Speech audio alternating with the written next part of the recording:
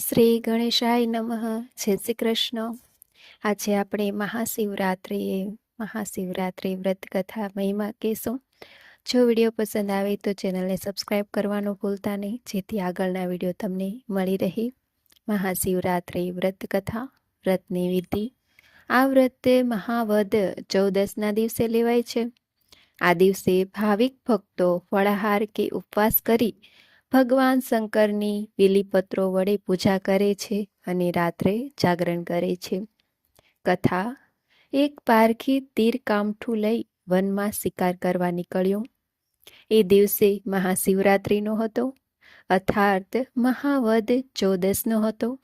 આથી રસ્તે જતા આવતા લોકો શિવ શિવ બોલતા હતા. આ સાંભળી પારખીને નવાઈ લાગી. તે પણ દેખાદેખીથી રસ્તામાં જે કોઈ મળે તેને શિવ શિવ કહેવા લાગ્યો. આમ અજાણતા તેનાથી પ્રભુનું નામ લેવાઈ ગયું. પ્રભુનું નામ જાણે અજાણે કે મસ્કરીમાં પણ લેવામાં આવે તોય તેનું ફળ મળે છે, કારણ આ તો ભોળા શંભુ. તેને રીઝાતા વાર ન લાગી. પારખી આખો દિવસ શિકારની શોધમાં રખડ્યો, પણ તેને ક્યાંય શિકાર મળ્યો નહીં.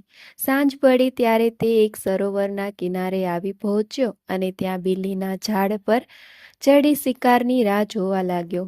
સામે સરોવર કિનારે એક મૃગલી પાણી પીવા આવી. આથી પારખી બાણ મારવા ઝાડ પર આઘો પાછો થયો. એના પરિણામે ઝાડ પરથી કેટલાક બીલીપત્રો ખરીને નીચે માટીથી ઢંકાઈ ગયેલા શિવલિંગ પર પડ્યા. પાંદડા પડવાના અવાજથી મૃગલી ચમકી ગઈ.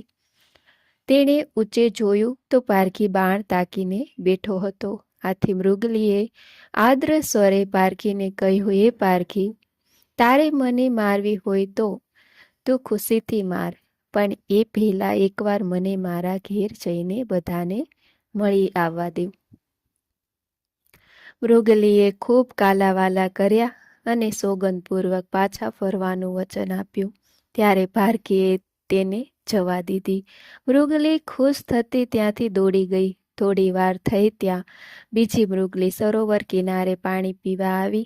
તેણે પણ પારખીને જોઈ વિનંતી કરી કે ભાઈ, મને ઘેર જઈ બધાને મળી આવવા દે, હું તરત પાછી આવીશ.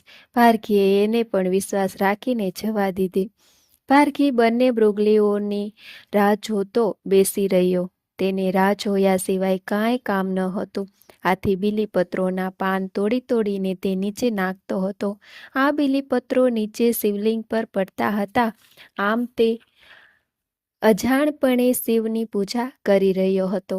થોડી વાર થઈ હશે ત્યાં મૃગલીનો પતિ મૃગ પાણી પીવા આવી પહોંચ્યો. તે પારખીને જોઈ ગભરાઈ ગયો. તેણે પારખીને વિનવતા કહ્યું, ભાઈ, મને જવા દે, મને ઘેર જવા દે, મારા કુટુંબ કબીલાને મળવા દે, હું તરત તારી પાસે આવી પહોંચીશ. એ પછી તું સુખેથી મને ખાજે. પારખી આ સાંભળી ગુસ્સે થઈ ગયો. આ પહેલાં પણ બે મૃગલીઓ આવું બહાનું કાઢી તેના પંજામાંથી છટકી ગઈ હતી. હવે આ મૃગ પણ છટકી જવા માંગે છે. તેમ છતાં કોણ જાણે કેમ પારખીને મૃગ પર દયા આવી અને તેના પર વિશ્વાસ રાખી તેને જવા દીધો.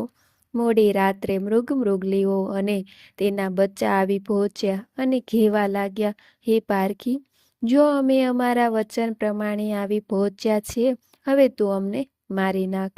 આ સાંભળી પારખીની આંખમાં આંસુ આવી ગયા. તેનું મન પોકારી ઉઠ્યું. કેવા સાચા બોલા હરણા છે. તેમની સચ્ચાઈ જોઈ પારખીએ તેમને મારવાનો વિચાર માંડી વાળ્યો અને એ જ વખતે તેને મનોમન પ્રતિજ્ઞા કરી કે હું આજથી હવે કોઈ પણ મૂંગા પ્રાણીને હત્યા નહીં કરું. એ જ વખતે આકાશમાંથી એક દેવ વિમાન ઉતર્યું અને તેમાં બેઠેલા દેવદૂતે પારખી અને મૃગલાઓને વિમાનમાં બેસી જવા કહ્યું. મૃગલાઓને નક્ષત્ર લોકમાં લઈ જવામાં આવ્યા. આથી તેઓ મૃગશીર્ષ નામના નક્ષત્રથી લોકમાં પ્રસિદ્ધ થયા. જ્યારે પારખીને શિવલોકમાં લઈ જવામાં આવ્યો, તે પણ શિવલોકમાં પ્રસિદ્ધિ પામ્યો. હે ભોળા શંભુ, જે કોઈ તમારું અજાણપણે સ્મરણ કરે તેના પર પ્રસન્ન થઈ તેનું કલ્યાણ કરજો.